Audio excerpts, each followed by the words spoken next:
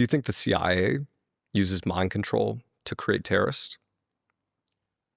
Um, Look, I think if you just look at the history of the Middle East, a lot of these Islamic extremists were creation of empire, right? So let's go back to 1950s and the spreading of Wahhabism throughout Saudi Arabia and throughout the Islamic world, which then became, of course, Al Qaeda.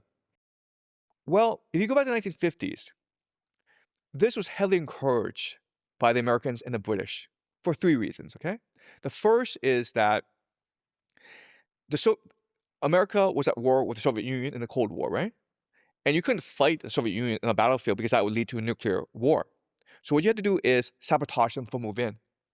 And there was a sizable Muslim minority in the Soviet Union, I think about like maybe 20 or 30%. That's a lot of people, all congregated in the south of the Soviet Union, which has always been problematic for the Soviet Union, right?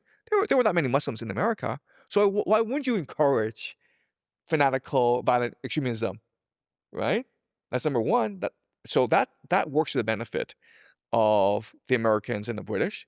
Second is that at this time in the Middle East, the Middle East had tremendous oil, right? And there were certain movements in the Middle East that would counter the power of the Anglo-American Empire. These included nationalism, these included pan-Arabism, and included socialism. So you go to Iran in 1950s, where they democratically elected a leader who wanted to nationalize the oil industry, rather than just give it for free to the British, right?